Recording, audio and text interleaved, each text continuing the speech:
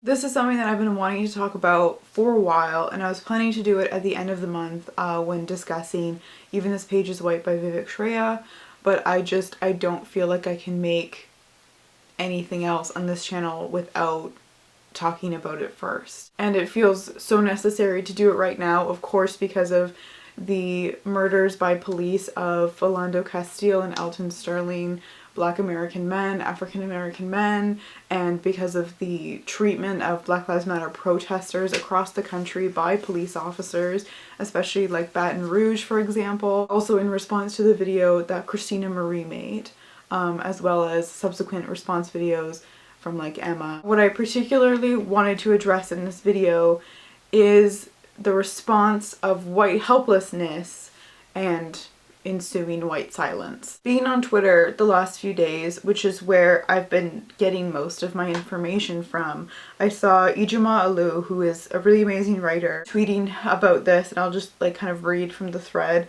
So if one more white person tells me that they feel so helpless to stop the murder of black people by cops, I'm gonna scream. Fuck your helplessness, fuck your sadness, fuck your hands thrown up in the air bullshit sympathy. This is your fucking system, fix it. This is the same system that begs for your votes, that begs for your money, that depends on your support. Make it stop killing us. All I want to hear is what you're gonna do to make this stop. I don't even want to hear it, I want to see you do it. I've had enough sorry to last me 10 lifetimes. And then after seeing this, I saw on my own timeline, you know, white people responding with the same white helplessness that she's talking about. Specifically, somewhat white famous people saying that they felt, you know, helpless in the face of all these murders by cops, and it's just like, white people don't get to feel helpless in systems of white supremacy.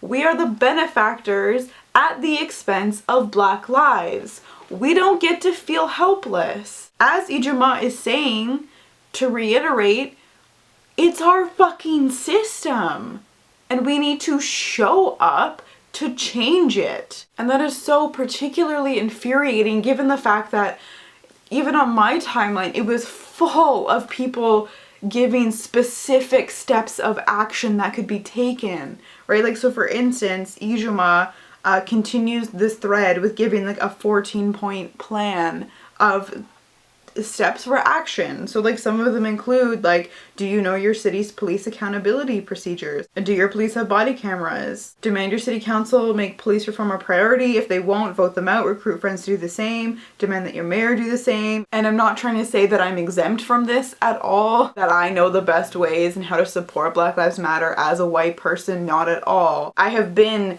so wrapped up in white guilt to the point of inaction all the time, like specifically this year in terms of at university always, you know, writing and researching and working on colonialism and anti-colonial work and what does that look like as a settler, and just being so afraid all the time that everything I'm doing is somehow inherently problematic and I'm actually just contributing to the problem instead of helping, that it just like leaves you in this downward spiral where you're immobile and like it doesn't benefit anyone. I understand discomfort. It's something that you have to try to move past all the time. But like Christina Marie said in her video, white people get to feel uncomfortable in terms of talking about race and racial justice while people are dying. For instance, there was a case, I think it was in Chicago at a Black Lives Matter protest, where a Black American was about to be beaten by a cop with the baton, and a white protester stepped in front of the black protester and the cop immediately stopped. Our privilege is powerful when it's used in support of and not through silence and inaction. So how do we show up?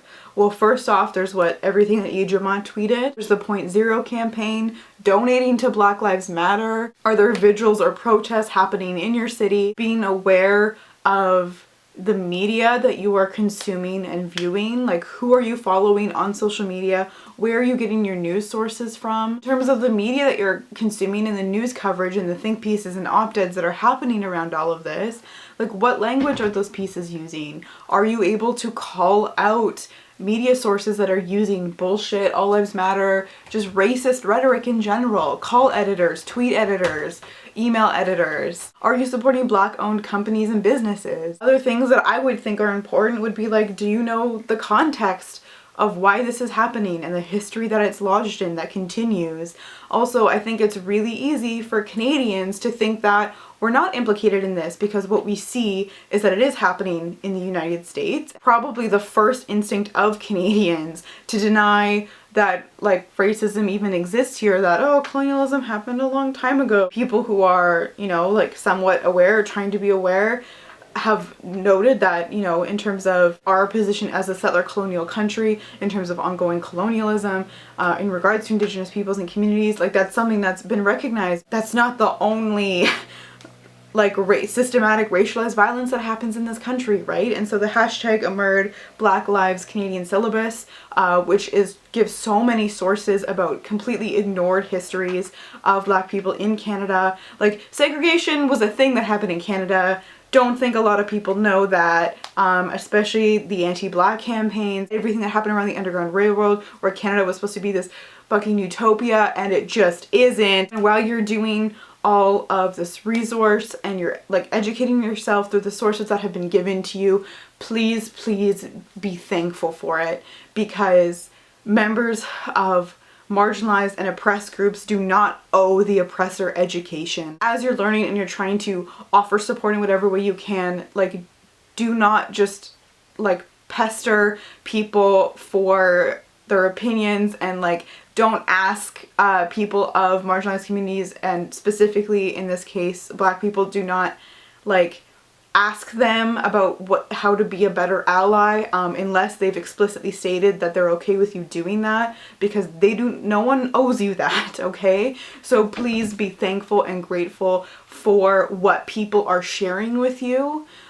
Specifically, like Christina Marie is someone who has completely opened herself up to having those like extensive, exhausting conversations with people in order to educate them. Like that is difficult work. So please, please be conscientious of that. Also be conscientious of how this is affecting your friends, how this is affecting the people you watch on BookTube, your fellow creators. There's another tweet that I'll link below with everything that I've been talking about so far, as well as additional stuff, which was like, if you haven't checked in on your African American, your Black friends in the last week, like you don't have Black friends. A lot of the things that I have suggested and put forth might not seem like enough. Like sometimes it doesn't seem like enough to just continuously be like tweeting or talking about it on social media, and I understand that, but if that's stopping you from doing things like this, then you're not doing anything, right? Like you have to start somewhere,